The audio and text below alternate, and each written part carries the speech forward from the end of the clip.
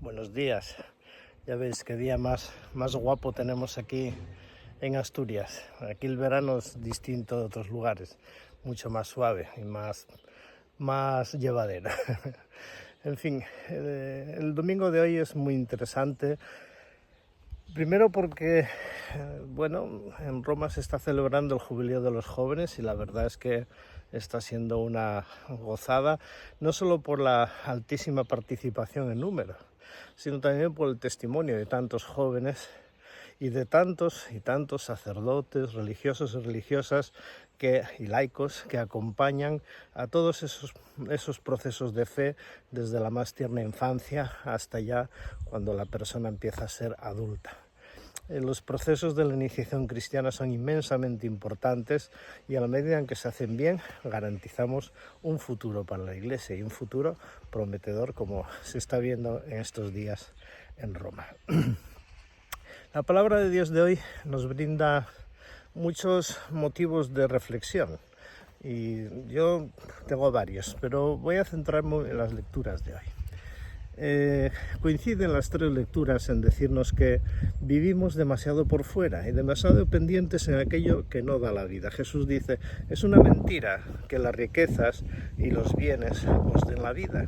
Si ponemos nuestra confianza en los bienes, eso no nos da vida. Nos puede dar un colchón económico, nos puede dar un colchón, digamos, de satisfacción y una cierta prestancia, por no decir tontería, porque a veces eso del glamour y las modas y amontonar y amontonar y amontonar, pues al final, bien, queda bonito, pero nuestro destino, y mejor dicho, nuestra vida, no está fundamentada. No son los bienes los que nos dan la vida, sino que los bienes están para que podamos vivir, eso sí, pero no nos dan la vida. Por tanto, en la medida en que somos avaros, amontonamos y perdemos la vida, como dice Jesús, perdemos el alma en aquello que no es esencial, entonces perdemos el norte de nuestra existencia y el norte de nuestro ser.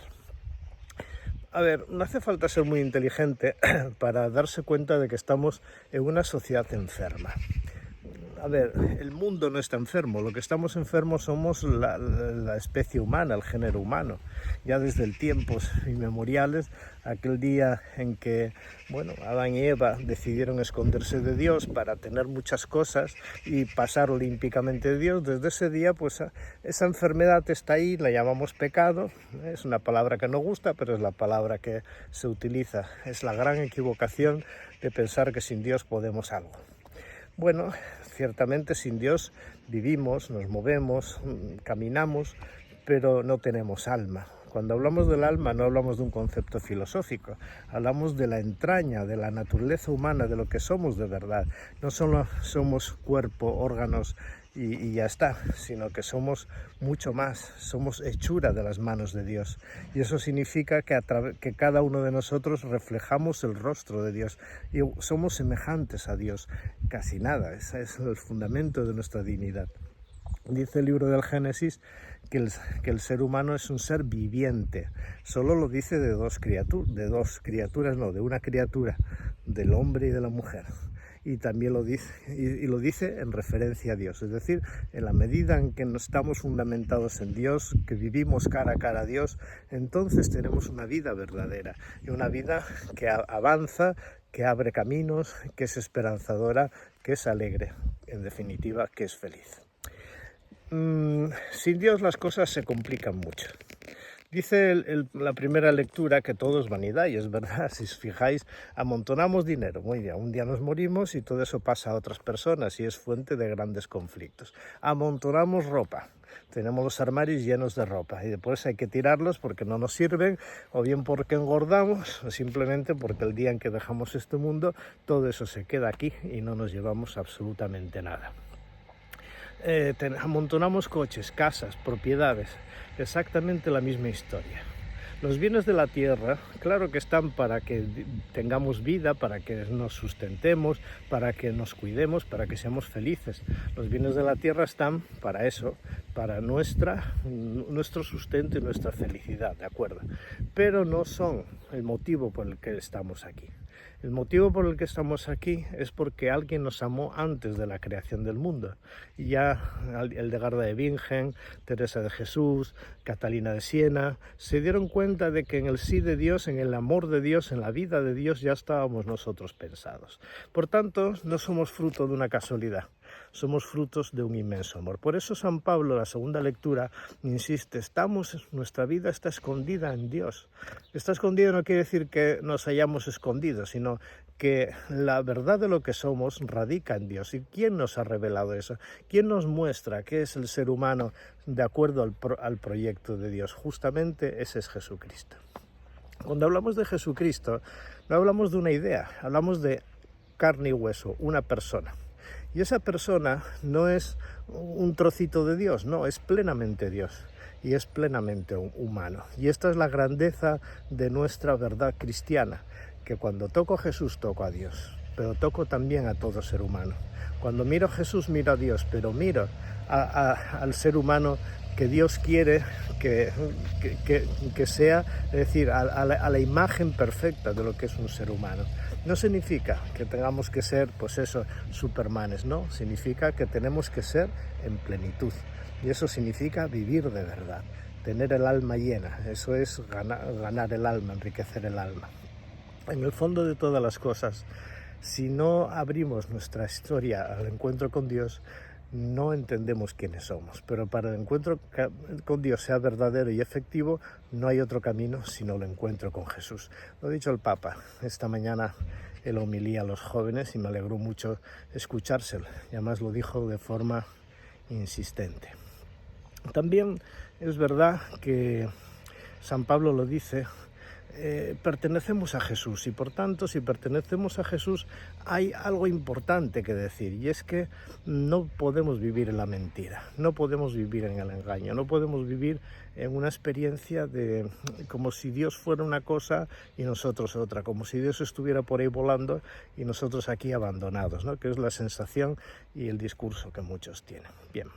Yo, escuchando al Papa León esta mañana, he reflexionado una cosa que ya la venía dando vueltas, pero que él lo ha dicho de una forma que me ha hecho pensar y que yo quiero aterrizarla.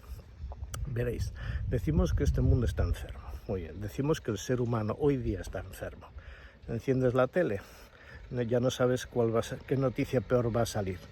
Ya no solo las corrupciones de los políticos, que es un escándalo, ya no solo las violencias de Israel contra Palestina y de Palestina contra Israel, especialmente ese grupo llamado Hamas, que está destruyendo a mucha gente, los intereses políticos entre Putin y Trump, que uno no sabe. Al final dan ganas de encerrarlos a los dos en una habitación y que se zurren, todo el tema de Ucrania, en fin, y tantos otros conflictos que se nos escapan y que a veces son, pues eso, la raíz de muchos males, ¿no? También es verdad que vivimos la enfermedad de una sociedad que ha perdido ya no solo la noción de Dios, sino la noción de lo humano. Entonces todo se cifra en números, en producciones y en equilibrios diplomáticos. Pero diplomáticos quiere decir que, bueno, tú haz lo que tengas que hacer, que yo haré, que tú hagas lo que yo quiero que hagas, ¿no? Y en definitiva vienen los totalitarismos y vienen todos estos problemas de los que somos testigos que nos ponen los pelos de punta y nos hacen pensar que efectivamente la nuestra es una sociedad enferma, pero muy enferma. La Iglesia también está enferma porque hay un problema, y es que vivimos, o digamos, nos dejamos arrastrar por esta dinámica mundana, sobre todo aquí en Europa, donde parece que el tener, el amontonar y el medrar y el machacar al otro, pues sea lo más importante de la vida de cualquiera, ¿no? Estamos enfrentados siempre los unos a los otros. El otro es siempre un enemigo, alguien que me estorba en definitiva, que no lo quisiera ver ni delante, ¿no? No quiero ni conocerlo. Bien, esta enfermedad tiene solución. Y la solución pasa por el ejercicio de nuestra libertad. Pero para que nuestra libertad sea ejercida adecuadamente tenemos que combinar la inteligencia y la voluntad. Muy bien, pero ¿cuál es el elemento unificador? El elemento unificador es justamente Jesucristo. Seamos como Jesús, adquiramos la mente de Jesús, tengamos los sentimientos de Jesús, tengamos la mirada de Jesús, y entonces no solamente tendremos la mirada de Dios, sino que tendremos también la mirada y la comprensión de las cosas que toca al ser humano como tal. Dicho esto, ¿quién tiene la solución de tanto problema y de tanta enfermedad? Pues justamente es Dios. Muy bien, pero Dios no existe allá en una nube. Dios es Jesucristo. Y como Dios es Jesús, el día del bautismo ocurrió una cosa extraordinaria. Hoy el Papa también lo recordaba en la homilía, que me gustó mucho que lo dijera, que el día del bautismo el Espíritu Santo sembró la vida de Dios en mi vida, en la tuya, en la de todos los bautizados. De manera que Dios no está por ahí, el Padre, el Hijo y el Espíritu Santo está aquí, en mi historia. Él y yo somos uno, y todos los bautizados formamos un uno, una unidad. Y justamente nosotros tenemos una gravísima responsabilidad. Primero, ¿cómo se sana las deficiencias que tiene la Iglesia? Siempre ha sido lo mismo. Frente a los grandes problemas que ha habido muchísimos a lo largo de la historia, la gran solución siempre es la vuelta a Jesús. La vuelta a Jesús, el encuentro con Jesús, no las parafernalias. Hay quien piensa que si se hace la misa de cara de espalda a la gente, es decir, volver al rito tridentino, que lo respeto y además, bueno, tiene su belleza, no digo que no, como el rito ambrosiano o el rito mozárabe, que con eso ya arreglamos el problema. No, señor, si no vamos a Jesucristo, da igual que hagamos procesiones, que echemos humo por el Botafumeiro, que hagamos grandes conciertos, da igual, si no hay fe, no hay nada. Esto hoy mismo en Roma, estos días, se está viendo. Esa juventud no está ahí para ir a pasarlo bien, para ir a la playa. Claro que lo pasan bien y claro que se divierten, normal, pero están ahí porque hay Jesús, porque hay fe, por lo menos una fe que en búsqueda. Pues esa es la clave, ir a Jesús, mirar a Jesús, que es lo que dice San Pablo en la segunda lectura. Pero una vez encontrando a Jesús, Jesús nos va a hacer lo siguiente, nos va a hacer sus discípulos, sus amigos si queréis, pero nos va a enviar. Y nos va a enviar a este mundo en el que estamos, a los hombres y mujeres con los que convivimos, que necesitan esperanza, que necesitan una palabra de vida, que necesitan salvación, sí, con todas las palabras, salvación, porque si no están desorientados y no viven una vida plenamente humana. Una vida plenamente humana tiene que ver mucho con una vida plenamente cristiana. Y ahí nosotros somos el rostro de Dios, somos las manos de Dios, somos los pies de Dios, somos la palabra de Dios. Es Jesucristo quien a través de ti y de mí se muestra al hombre y a la mujer de hoy, pero no seremos transparencia de Dios si antes nosotros no nos hemos dejado enganchar por Él, si antes nosotros no nos hemos dejado revestir por Él. El Espíritu Santo nos reviste de Jesucristo y nuestro ser en comunión con Cristo nos abre a la voluntad del Padre, que es una voluntad de salvación para todo el género humano.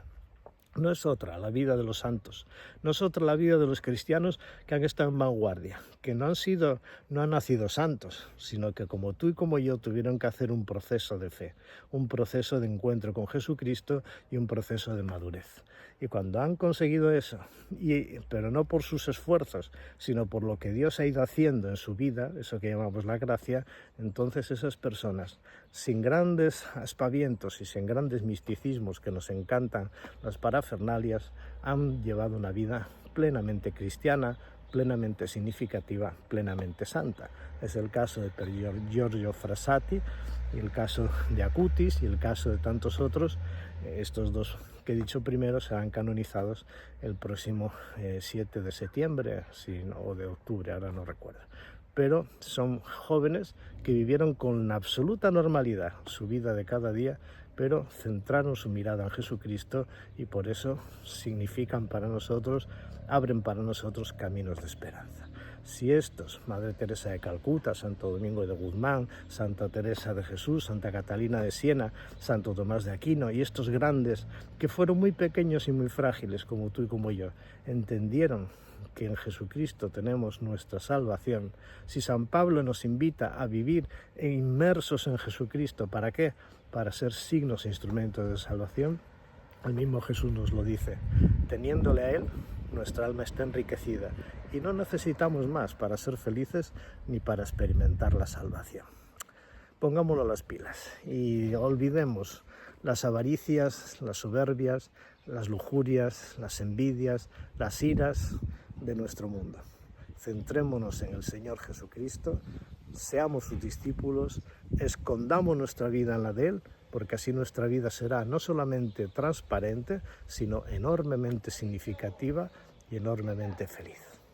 Os deseo un feliz domingo. Que Dios os bendiga, Padre, Hijo y Espíritu Santo. Amén.